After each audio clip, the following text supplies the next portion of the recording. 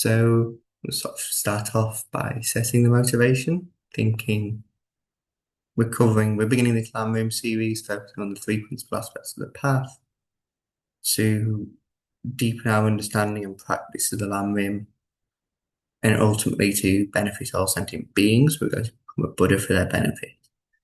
We're not just doing it for ourselves alone. The main purpose here is generating a mind of bodhicitta, and that's been our motivation to study and practice. So with that in mind, briefly set this motivation.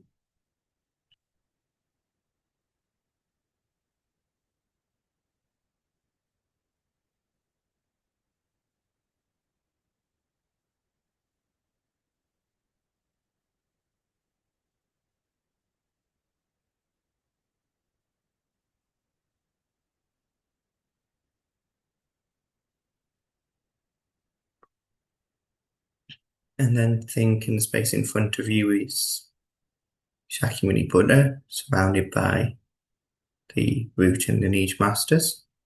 So it's sort of standard refuge tree where you have the sort of above Shakyamuni Buddha, the lineages of the various tantras of Guru Samaja, Chakasambhava, Vajrayana, and also like the 16 drops and the Vajra practice, the Vajrayogini, and any kind of tantric lineage you possess.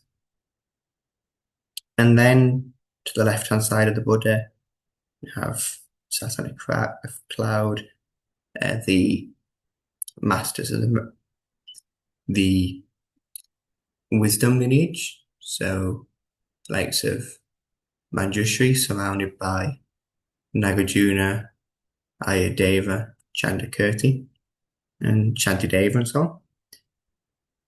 And then to the right of the Buddha, you have sort of on this side in similar space, you have the masters of the method lineage. So you have Maitreya surrounded by likes of Asanga and yeah, maybe Ayodhya was that side, I can't quite remember. But you sort of see the two lineages, then sort of below Shakyamuni Buddha, you have the Buddhas of the three times, the various Yidams and Bodhisattvas, and down to the Dakas and Dakinis and Dharma protectors. So thinking there in the space in front, and we're surrounded by all sentient beings in the aspect of humans, and we're going to lead them in the prayer. So we're acting as though we're the Umze.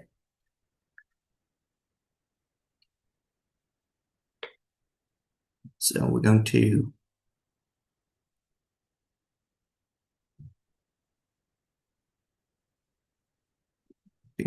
we'll start with the praise of the Buddha. Guru, teacher, Bhagavan, Tathagata, Arhat, perfectly complete Buddha, perfect in knowledge and good conduct, Sagata, know of the world, supreme guide of beings to be subdued, teacher of gods and humans, Jeev Buddha Bhagavan, glorious conquer Shakyamuni, I prostrate, make offerings and go for refuge. Guru, teacher, Bhagavan, Tathagata, Arhat, perfectly complete Buddha, perfect in knowledge and good conduct, Sagata, know of the world, supreme guide of beings to be subdued, teacher of gods and humans, to you, Buddha Bhagavan, glorious conquer Shakyamuni, I prostrate, make offerings and go for refuge. Guru, teacher, Bhagavan, Tathagata, Arhat, perfectly complete Buddha, perfect in knowledge and good conduct, Sagata, know of the world, supreme guide of beings to be subdued, teacher of gods and humans, to you, Buddha Bhagavan, glorious conquer Shakyamuni, I prostrate, make offerings and go for refuge. And we'll skip to the praise the perfection of wisdom. The inexpressible, inconceivable, and indescribable perfection of wisdom, unproduced, unceasing, nature of space, object of the uniquely knowing transcendental wisdom, to the mother victorious ones of the three times, I prostrate. Tayatha Om Gati Gati Paragati Parasamgati Bodhi Soha. Tayatha Om Gati Gati Paragati Parasamgati Bodhi Soha. Tayatha Om Gati Gati Paragati Parasamgati Bodhi Soha. And then, seeing as we're doing a sort of special teaching on the Lamrim, I'm going to do the requesting prayer to the Lamrim lineage gurus. So thinking that these are all sort of stacked up above Buddha. And as you recite to the best of your ability, visualize or think and feel the golden nectar light radiates from their heart and fills your body, imbuing you with the sort of blessings to have the realization of the Lam Rim. Helen Sawi Lama Rinpoche Dagi Chi Wo Pimi Ten Shula Kadrin Chenpo Goni Jesum Te Kusong Tu Ki No Do Sel Du So Champagne mi tomba chom den te gyatsa dampa je tsu mi pang hong Yahweh lung ten pa pa to mi sha Sangye chan sen sum la so va de Zamling kepe sugin yigin Ume lam ye papa nam dolpe De pe sane je zumpa nam dolpe Jik te mi ji sum la zo wa de Me jo nyo sa ne yu cho di de Za mo lang ki gyu jan do we de La chen cho pe te gyu nam nam zi Do we sa la so wa de Lang cho se xin ye ze se zan sha Ge wei me na ku zin ku sa li Do kun se wei je zin ge wan chin Do wei de pon sum la so wa de Jiang chu tu la ni nian ni se ling pa xin ta jian po so zi ma mi zi lam zang se zi tong pa vin po chi Tian pi shuo xin sum la so wa de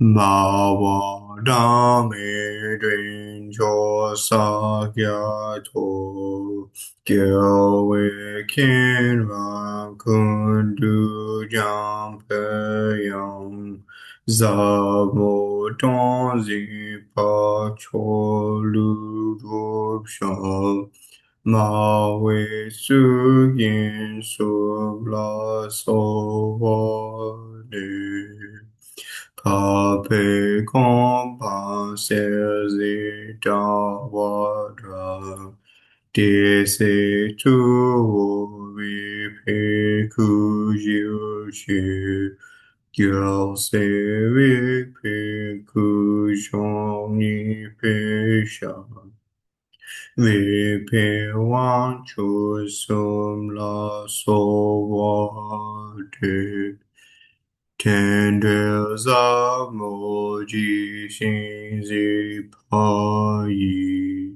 Xing ta qian po so zin pa mi zi, Lam zang se zi tong pa vin po chi, Zang ling yan ke ni la so wa de.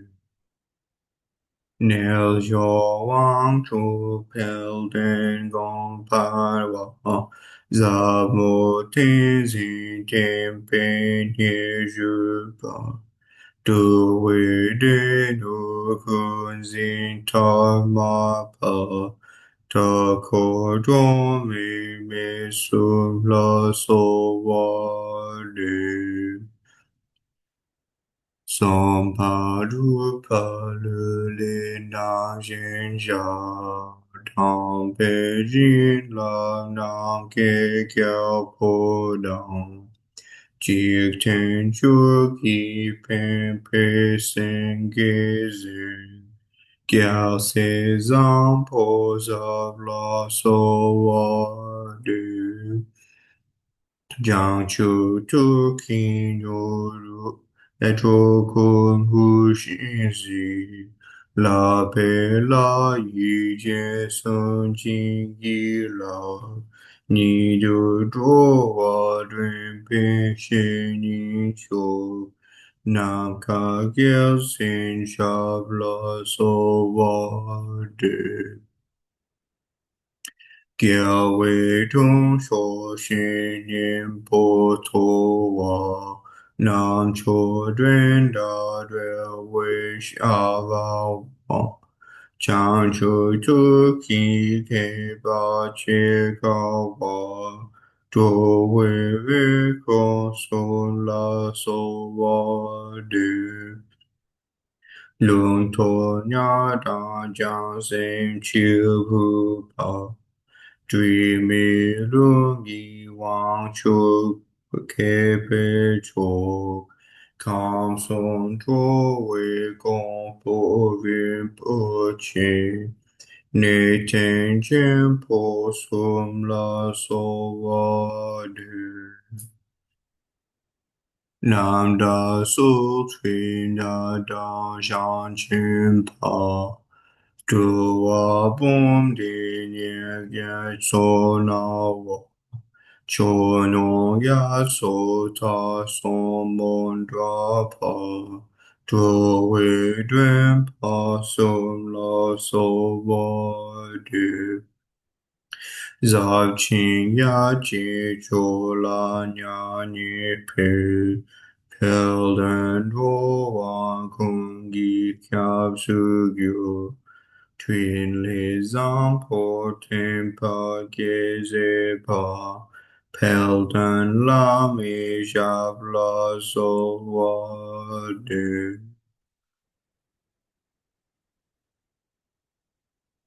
如北望出千波苏尊宝，千年出云天在小路后，铁桥浪的有将给容下，各位沙婆苏拉索瓦的，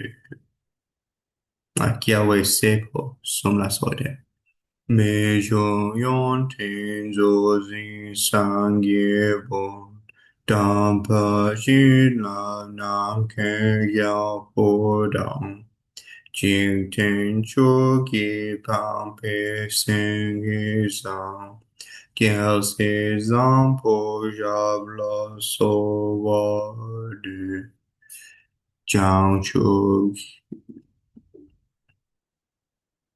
将就都基督kun bu jin si la pe la yi je sun jin ki la ni du duo wan dun pe shin yin cho nang ga kiao sen chav la so wa de Mig me tse wei tu chen chen wei zi, dui me kim pe wang po jang pe yang, gang chen ki pe su ken song ka pa, lo sang dua pe ya la so wa de.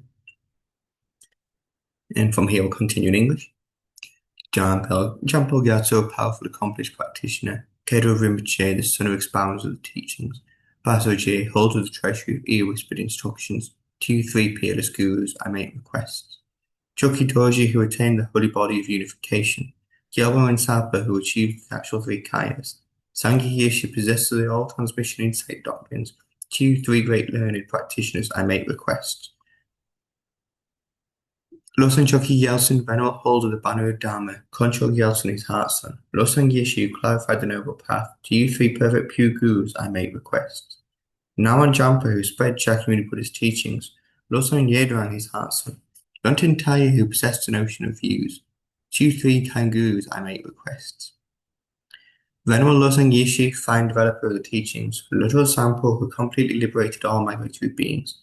Losang Jimpa, who excellently imparted the methods of the teachings. To you three incomparable gurus I make requests. Guiding the four types of fortune receptacles with the teachings of transmission and insight. Staying as holder of both teachings and practice. Peerless to kind root guru, Kelsang Tenzin. Great respect my three doors I make requests. You have developed completely the mandala understanding of teachings as only practice. Your practice of the two stages of the highest tantra manifests into the gentlest of mandala creatures. Like the moon, you eliminate the darkness for your fortunate disciples. Tenzin Kedrup, at your feet I make requests. Kindness emanated holy body, encompassing all refuges 3 times without exception. Learned one, whose speech taught the excellent sayings of Lus and Jampel, whose ocean-like mind had the spontaneous wisdom of the 3 higher trainings and cause and result.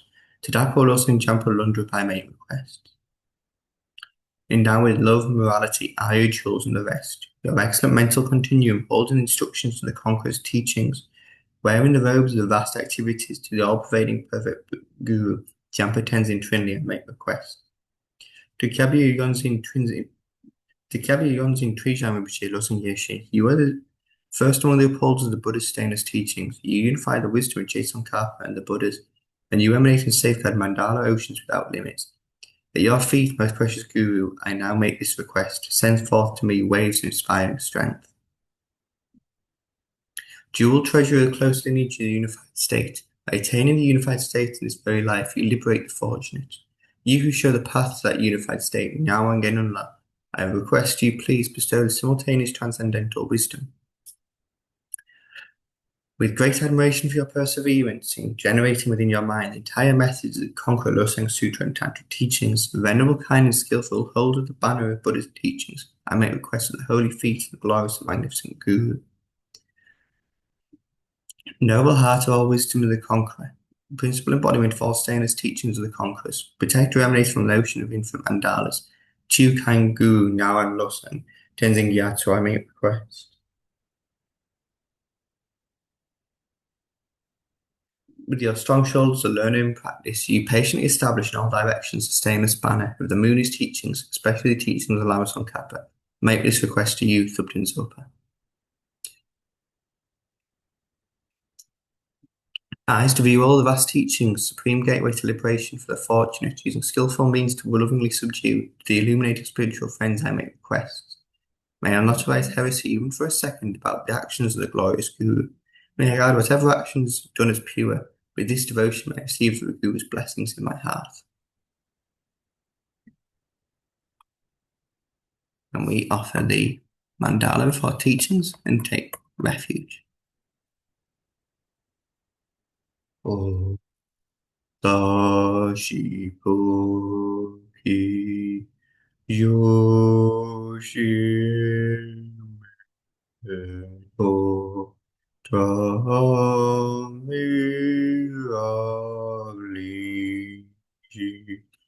Nire Gembadi Sangye Shindu Mikte Wahi Rokunam Dajina Chobasho Jetsun Lama Dampa Kina Chokukala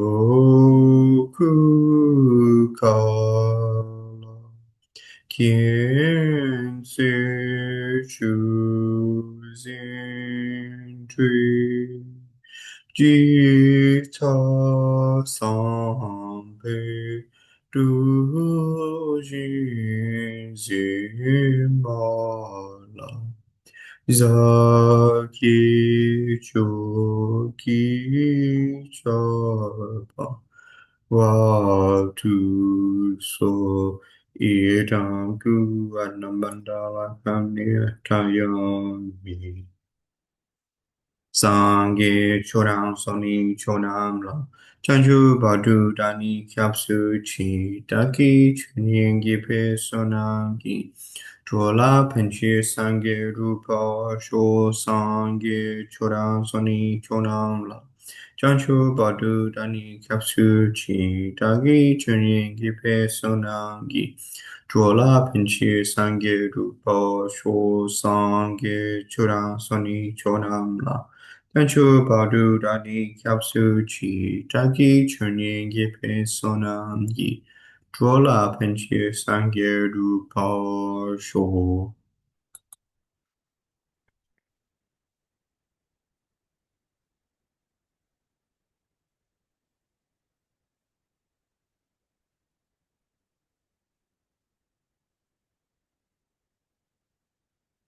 So, okay, with that, we'll start on today's teaching. So, today we're going to focus on the beginning of the text. So, we're going to focus this entire short series on the text, three principal aspects of the path. And yeah, so I thought tonight it would be beneficial to do a bit more of an elaborate beginning, reciting the Lamrim lineage prayer.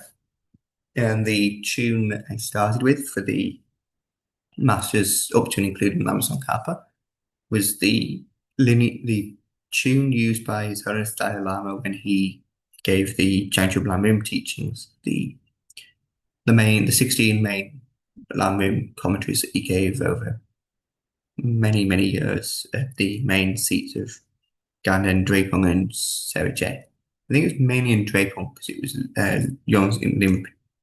Ling Rinpoche who requested these teachings. And His Holiness Geshe Namdak used these prayers during his Lamrim teachings, the basic program. And he said His Holiness really emphasized the importance of using this prayer too, especially reusing these traditional tunes that have a long lineage. And there's great blessings to using these tunes as well. So you can use these tunes all the way through, including the sort of Garupa masters, but kind of beneficial to know who we're talking about and understand the meaning of it better.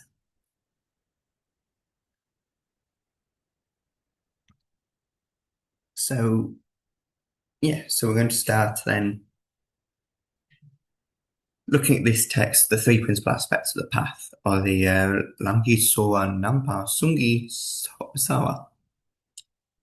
So, Lam means path, Sowo, Nampa Sum, Kitsawa. So this is referring to the three principal aspects, the three main parts. So this text was specifically written for one of Lama Tsongkhapa's disciples, Nawang Drakpa. And this is covered in the colophon at the very end, but it's maybe beneficial to start with a bit of background. So he studied with Lama Tsongkhapa for quite some years. I can't remember his exact biography. But, he studied with Lama Tsongkhapa and then went away to his homeland to do retreats and engage in practices again. So during this time, he wrote to Lama Tsongkhapa and requested some advice for how to make sure he's practicing correctly. And this is what Lama Tsongkhapa wrote back to him. So this text is very profound. So His Holiness Dalai Lama recommends two Lamrim texts to make suitable for our daily lives and retreat practice. One being the foundation of all good qualities, which we've already covered, and the other being the three principal aspects of the path. And that's because the foundation of all good qualities it's a bit more, it's elaborate in a different way. It has more verses that it covers each individual aspect of the Lamrim. Whereas His Holiness says this text specifically is much more detailed on emptiness, because in the foundation of all good qualities is just one verse. Whereas there's three verses here on emptiness. It's kind of the main part of this text is on emptiness. So His Holiness really emphasized this, even if it's just reciting the verses on emptiness, contemplating the meaning whenever you can. So then the three principal aspects, what are they? So it's renunciation, bodhicitta, and right view of emptiness. So there's a interconnection between these three. They are all required at the same time. So in a basic sense, without realizing renunciation, you cannot realize bodhicitta. And then without bodhicitta, you cannot become a Buddha. Even if you realize emptiness, you can only ever then be an arhat. So then it also goes the other way around. So renunciation strengthens our bodhicitta because we see the faults in samsara, we don't want to endure these ourselves. And then we think about all the other sentient beings and how they don't want to suffer. And it strengthens our bodhicitta. But also by practicing developing bodhicitta, we create a motivation. The more we meditate on bodhicitta, the more we think, I really need to realize bodhicitta as quickly as possible to benefit all these mother sentient beings. And then as we develop an understanding of emptiness, this relates back to bodhicitta because we see how all phenomena are interconnected.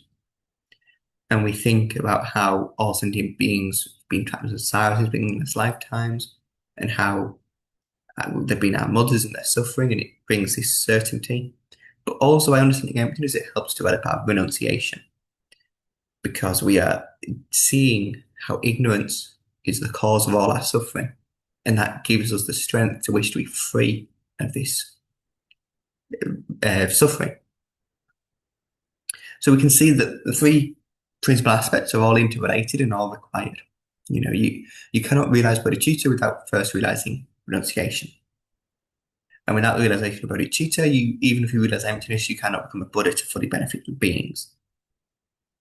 So they actually say the most intelligent bodhisattva realizes emptiness before they realize bodhicitta. And that's because emptiness is very easy to realize. I say very easy. It's not for us, but comparatively easy to realize. Because all you have to do is develop calm abiding and then apply the right logical reasoning.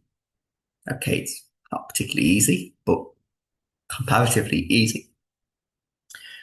And then they realize bodhicitta based on this realization of emptiness because it helps them with their view of everything being interconnected.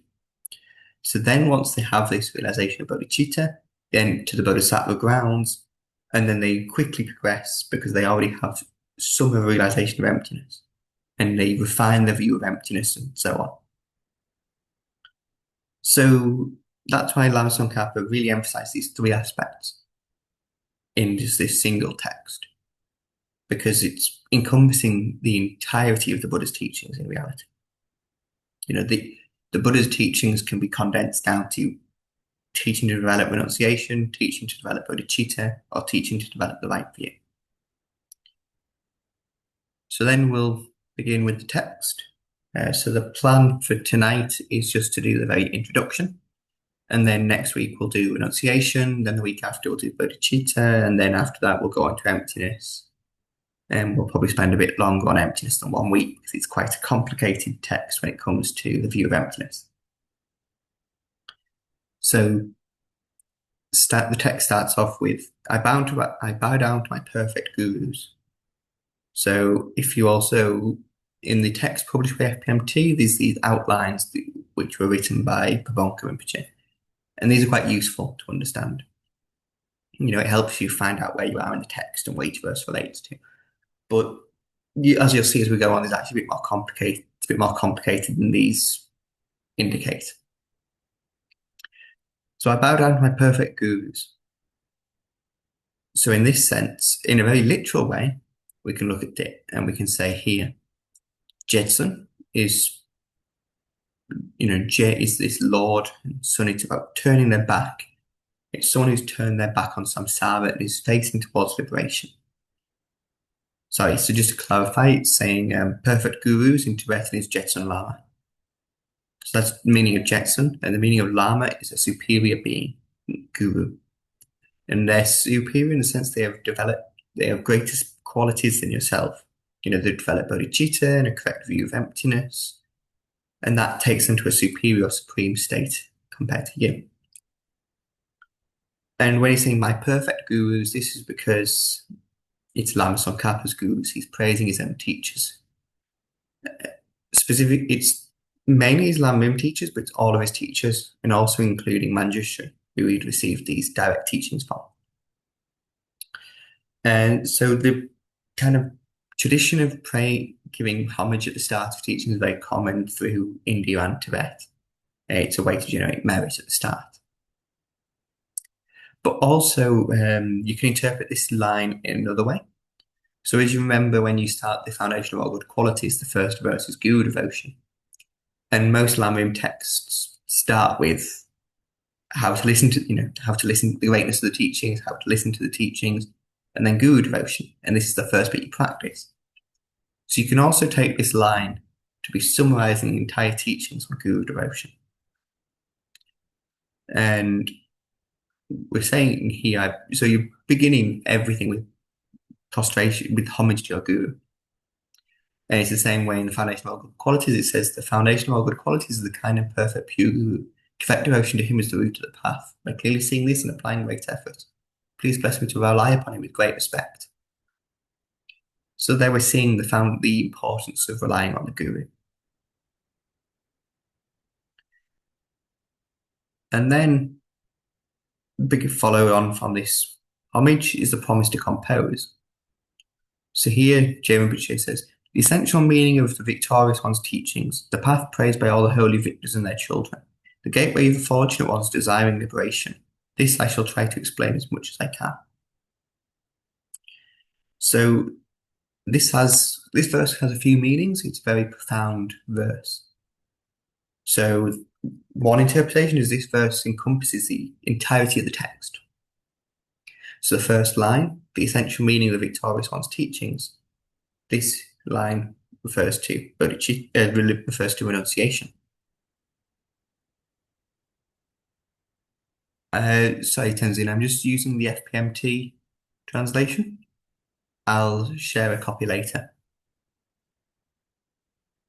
So, yeah, the essential meaning of the victorious one's teachings refers to renunciation. The path praised by the holy victors and their children, that relates to bodhicitta. The gateway of the fortunate ones desiring liberation. And this line refers to the teachings on emptiness. So we can see in the first verse alone, Lama Tsongkhapa lays out all three principal aspects of the path straight away.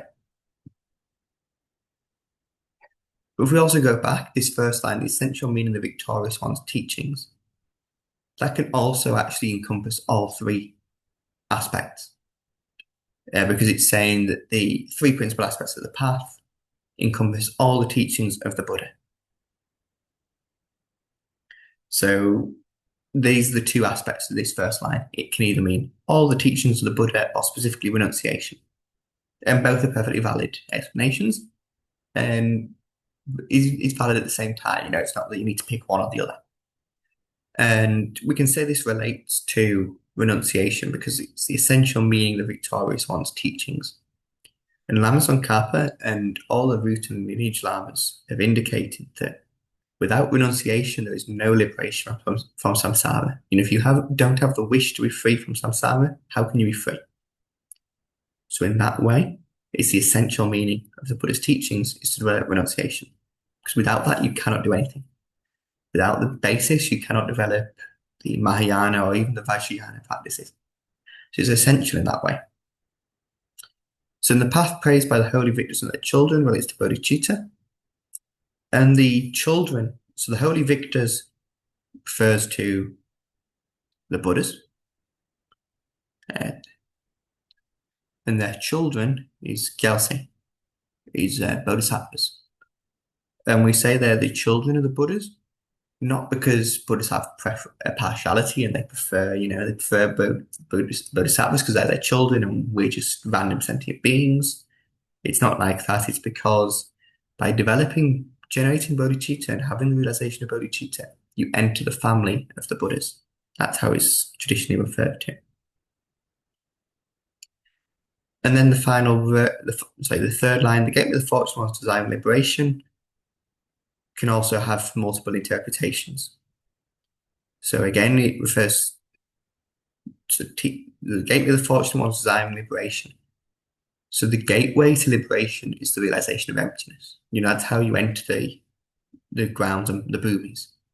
You cannot enter any of the bhumis without the realization of emptiness.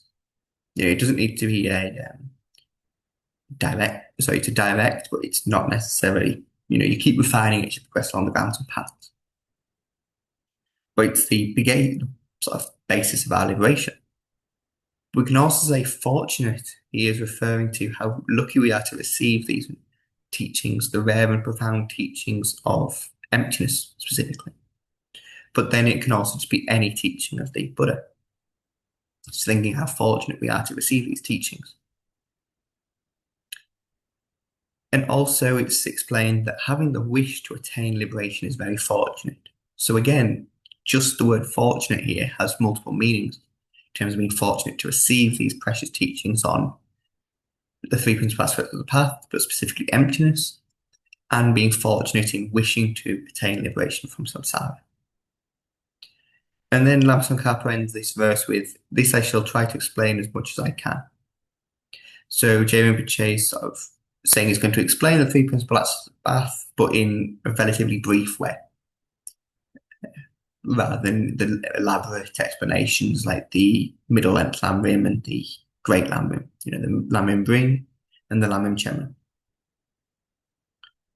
So then the second verse, this is under Pabonka Rinpoche's outline called Persuading to Listen. And here it says, "Those who are not attached to the pleasures of circling, who strive to make freedom and endowments meaningful, who entrust themselves to the path pleasing the victorious ones, you fortunate ones, listen with a calm mind." So the first line, we're saying that most beings, normally all sentient beings, are attached to the pleasures of cyclic existence. We want happiness, you don't want suffering. And it's that's the way it is for just about everyone in samsara.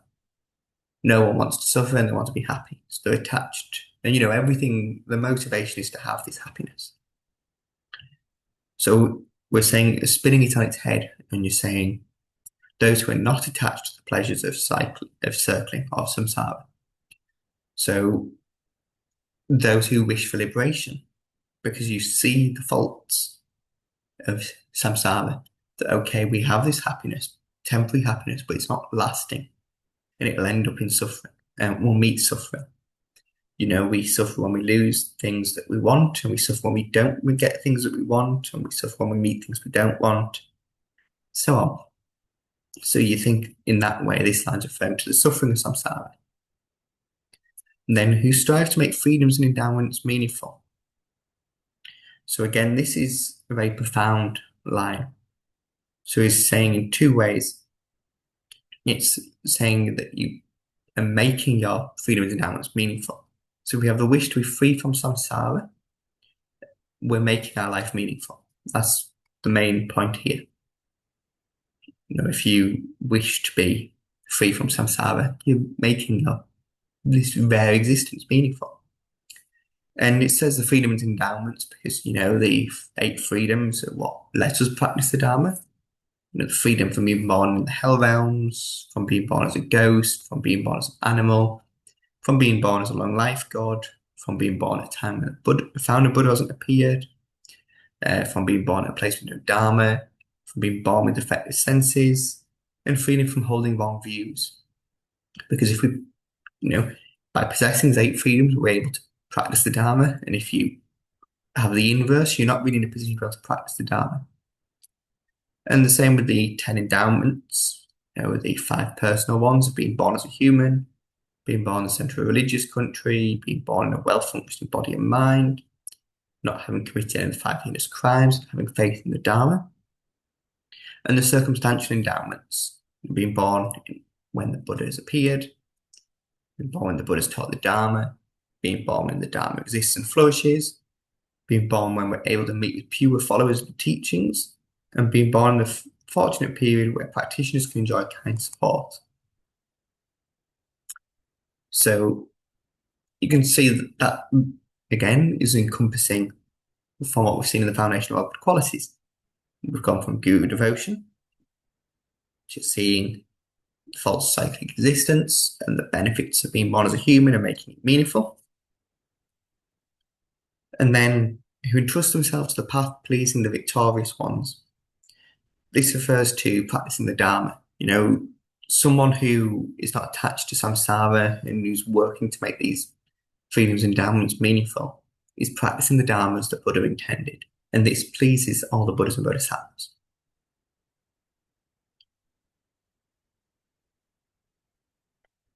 And then ends with you fortunate ones, listen with a calm mind. So this is telling us we need to have the right motivation to listen to the teachings. We need to listen with a calm mind. So by listening correctly, we are pleasing the Buddha as well. The Buddhas and Bodhisattvas want us to receive these teachings and they want us to receive them well. So also listening to the Dharma teachings properly pleases them. And in this way, we have to think about the listening without the three faults. And the three faults have been referred to in terms of a pot. The first one being the pot's upside down. So no matter how much Dharma you hear, if the pot's upside down, you won't gather any water. So if you have a cup outside, it's raining, and it's this way up, it will fill with rain. If it's upside down, I won't turn it upside down because it's got some tea left in it. But there'll be no ability for rain to enter it. It'll just build up. And it won't go into your mat. It won't go into the cup. In the same way, if you have this kind of upside down vessel approach or a closed mind, no matter how many words you hear, they just don't go in. Then the second fault is related to an unclean vessel. So if you're gathering rainwater, this is quite a good example. And it's more applicable somewhere you have a big water butt on the roof in lots of tropical countries. It's very common in India. Also quite common in Mexico and things as well. Spain, I think. And it's a good way to gather drinking water. So if this tub isn't clean on the inside, you can't drink the water you gather. And in fact, if it's too dirty, you can't even use it for showering or anything like that. So in the same way, if your mind is unclean, as in you're listening with a faulty motivation, you can't really listen to the teachings and receive them properly and practice the Dharma well. So we have to have a correct motivation. Because we're mainly Mahayana Buddhists, you have the motivation of bodhicitta. But it could also just be the motivation of individual liberation, and that's fine. More of an example of a faulty motivation would be receiving teachings because you want to have fame. You go and receive some very profound initiations or Mahamudra teachings, for example. So you can brag to your friends, your Dharma friends, and you can come back and go, oh, I've received this practice, and everyone thinks, oh, you must be something. Or you receive teachings because you think, I can then go and take these and teach them for money. It's kind of a faulty motivation. It does happen, especially in poorer regions, especially in the Himalayas. People go and receive rare teachings and then with the intention of making profit, basically, by going home to their valley and teaching people to make money. And then the third fault is that relating to the pot again, is that the pot is clean, is now the right way up, it's now clean, but it has a crack in the bottom. So if you're listening properly with a good motivation, you just don't remember any of the teachings. The same way you have this pot and the water just leaks out the bottom. So what we have to then make sure we're doing is, one, actually listening properly. Listening, not being distracted by playing on your phone or chatting to other people, watching TV, anything like that. Two, we have the correct motivation and motivation of renunciation or bodhicitta. And then three, you recollect the teachings. So this relates to your motivation. If you're motivated by bodhicitta, you're going to remember them. So it was said by His Holiness the Dalai Lama that Kunu Lama Rinpoche would never make notes during teachings. He would just sit there and listen. And he'd memorize everything the teacher said. And then as soon as the teaching finished, he didn't stop for tea or to chat to anyone. He went straight back to his room and wrote from memory as much as he could of everything he received that session. And he said, in this way, that's how he remembered the commentary he received on the Bodhisattva Charivatara, the Bodhisattva's Guide, their way of life. That's how he remembered that commentary by memory. Because every day he was memorizing the teachings he received so he could apply them throughout his life. So it's very inspiring. I don't think many people do it like this anymore.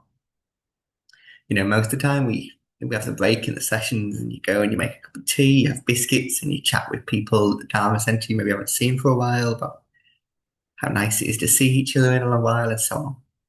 And what you've been up to, those kind of things. And you forget what's happened.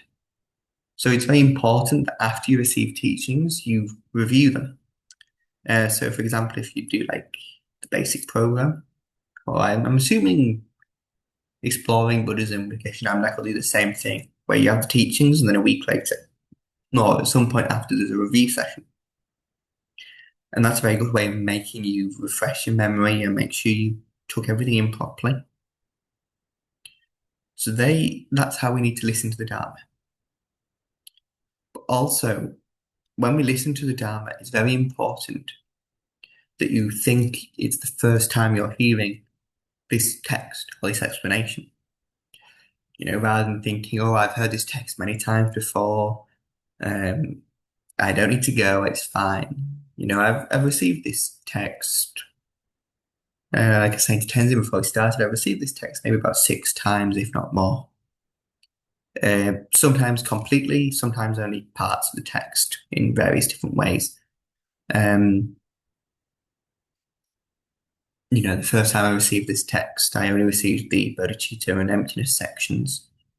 And then from the same Lama, a year later maybe, I received the entirety of this text. In fact, I received that text twice over the same weekend because there was a brief teaching where he summarized the entire text and then a more elaborate teaching where he gave the text in detail. And then I've received it, from Hoda's Dalai Lama multiple times and Geshe Tenzin Namdak twice, maybe more. And Geshe Tenzin Tsering once, where we only actually covered renunciation.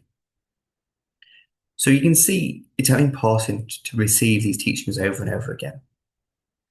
Because we need to think that, okay, I've received these before, but maybe there's something I didn't quite understand.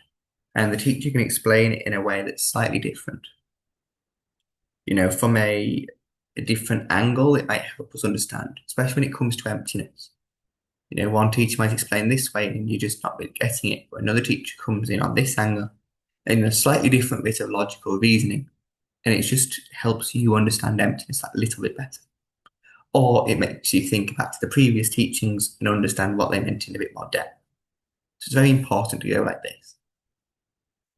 And we need also kind of have to abandon arrogance, thinking, well, I know this text. Because unless you have the realizations, you don't know this text properly. You might think you do, you know the words, but you don't know the meaning. You don't have it practiced in your heart. But also, it's very important we have a broad understanding of the teachings. So this comes up in the Ornament of Clear Realization. In His Holiness Dalai Lama really emphasizes this aspect, where it describes the ways that you need to meditate as Bodhisattva. So you have the Bodhisattva paths that you need to meditate on. But it also says you need to meditate and know the Pratyeka Buddhas and the solitary realizers and the Hira paths. Because if you become a Buddha, when you become a Buddha, you need to be able to explain to all sentient beings how to practice in the way best suited for them. And even before you're a Buddha, when you're a Bodhisattva, and even as an ordinary being, when you can help benefit beings who have less understanding than you, you might be on the highest path yourself. You might practice Mahayana, you might practice Vajrayana, but not everyone's suited for these paths. So if you're a Vajrayana practitioner and all you can explain to people is Vajrayana, that's not very beneficial because there are some people who don't want to practice the Vajrayana. They might just want to practice sort of sutric Mahayana. Or they might not even wish to practice Mahayana. It might be too difficult for them at that point, and they might just wish to focus on the sort of Pratimokshayana vehicle. So you need to understand these different teachings and have a very broad understanding to benefit people. And yeah, this is Sirkyong Senchab Rinpoche, the sort of current Sirkyong Senchab Rinpoche, says you need to listen with this feeling of, since you don't know this text, I need to study and develop these good qualities, so I have to be patient and attentive.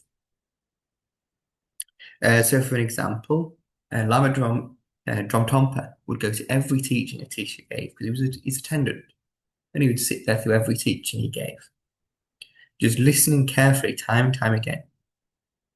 And people would ask Tsongkhapa why he would listen to these teachings all the time, because he'd received them already and he surely knew them all.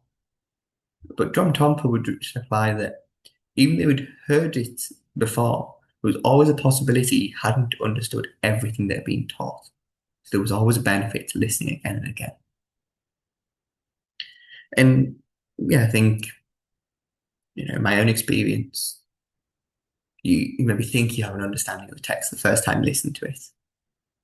So I remember, I received this text 4 times before receiving it from Geshe Namdak.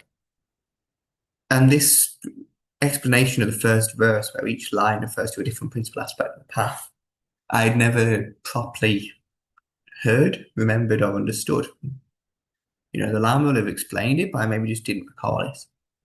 So in that way, that it was very beneficial for me to go back and receive these teachings again, because there's a little detail I missed that makes this such a profound text. So in that way, that's how we need to listen. So we'll stop there for tonight. That's kind of covered everything I hoped to cover today. So we've covered the beginning, the homage, the intention, that was set by Lama Tsongkhapa, and then how we need to listen to the teachings. So setting any correct intention is very important because it's what helps us complete our activities. If we set a motivation to attain of bodhicitta, we're going to become a Buddha to benefit all sentient beings. We're creating this ability to do that, to become a Buddha to benefit all sentient beings. In the same way, Lama Tsongkhapa sets an intention to write this text so we can write it, complete it effortlessly without obstacles. So, yeah, I think that's a really good point to cover. For tonight, we'll stop there. And next week, we'll cover renunciation. So the basis of the path. So I suppose if there's any questions, we can take a little moment now.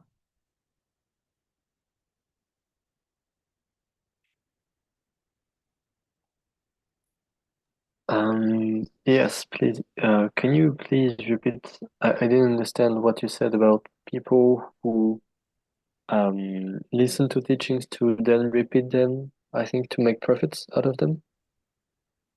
Is that a thing in the Himalayas you said, I think? About making money from them. Yeah. So Yes. that's an improper motivation. Yeah. So if you're receiving teachings not because you want to attain liberation, but because you want to just be able to teach that so you can get donations, that's an improper motivation to receive a teaching. And in fact, you should really have the motivation of receiving any Dharma teaching to practice. You don't want to gather. It's very good to receive lots of initiations and create these connections because you don't know which ones are going to ripen in the future. But also, it's very good if you receive an initiation to at least keep.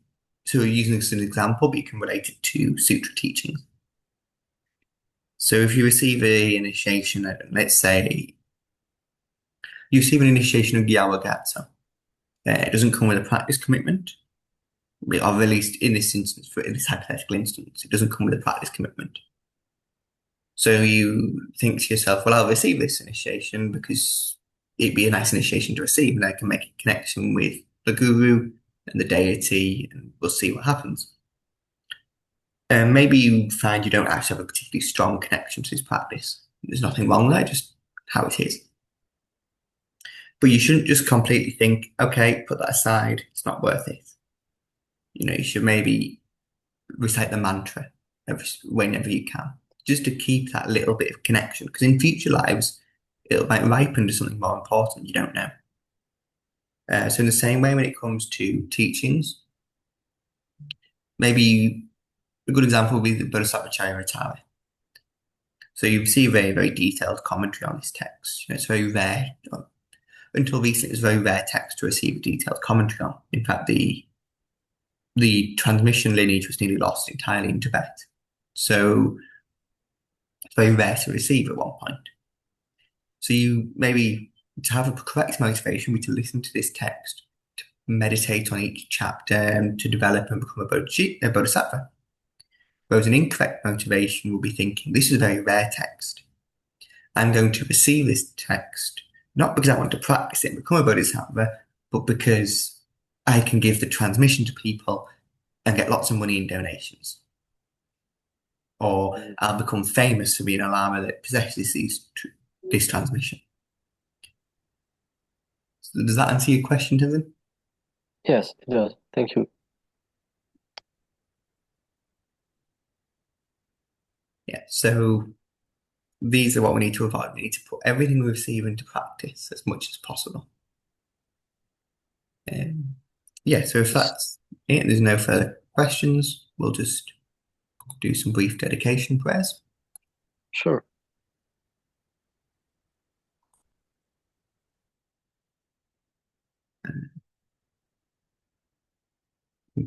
So Dagi Jine Sapirgewadi Tendan Dowa Kunla Campeda Kepa Cheson Los Andapai Tempe Nimpo Rindu Selze Show Tangri Vawe Kowe Zinkam So Tendan Dewa Malu Jongwe Ne Chenwe Zewang Tenzin Katso Hi Shape Site Badu Tengu Chi Nature sampa rinpoche make panam kegyuchi kepa nyampa mepa gongye gongdu owa sho jancho sencho rinpoche make panam kegyuchi kepa nyampa mepa gongye gongdu pelwa sho Tongyi tawa rinpoche make panam kegyuchi kepa nyampa mepa gongye gongdu pelwa sho. As long as space remains, as long as migrators remain, tool number 2 remains, as well as suffering migrators.